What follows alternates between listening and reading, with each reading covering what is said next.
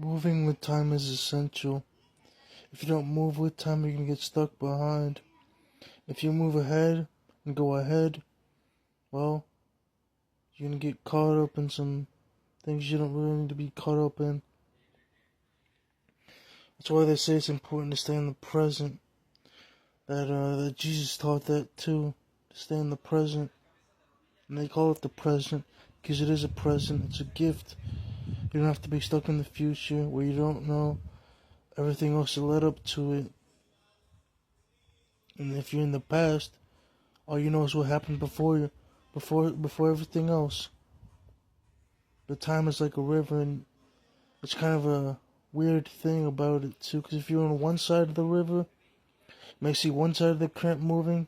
If you're on another way, you'll see another side of the current moving. But in a way, it's like seeing the same river anyway, the same body of water, unless you were able to dye it in different colors. Or label it with different labels, if not colors, then labels like, oh, past, present, future, things like that. And then, if you go in the present, that's where you're grounded, that's where you're rooted, that's where the present can blossom into the future, or blossom into the past, as long as you have control over where you're going. There's always going to be a ripple effect, like a bullet shooting into some armor plates of a tank or something, for example. There's always going to be a ripple, shock waves, up, down, left, right, in circles, and three-dimensional balls and spheres and all that too, in a way when you think about it. And the way I'm thinking about it anyway, with time, how it's not just a river, but kind of a weird three-dimensional ball wave thing, as if it's three-dimensional things of sound that just emit sound and going all over the place. I'd like to draw it out, but I'd have to use like an animation software, and I don't really want to bother with animation software, but it'd be cool to figure it out. But I'm pretty sure everybody that speaks English and all that, and can reason and like put two and two together with what I'm saying, can figure it out in their head. But yeah, going ahead of the current isn't good, because then you'd probably drown. Going behind the current, you'll go forward. If you're just right in the middle and you don't move, well, then you just stay stuck there. But at least should be nice and cold. But if you stay stuck there too, you could also capsize and drown. You just drown and get, sink and lower into the depths and depths of the present. But if you go in the past and go forward, because you have no choice, you'd go backwards and reverse, and that'd be the past in a way. But yeah, going against the current of time, against the flow of time, is pretty hard to do.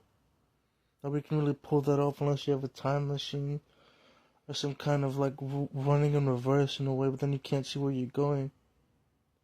Or something like that would probably occur if you were to try to make time go against itself and like go a certain way. And like you'd have to have some extraordinary amount of leverage to do that. There's all like a little conceptual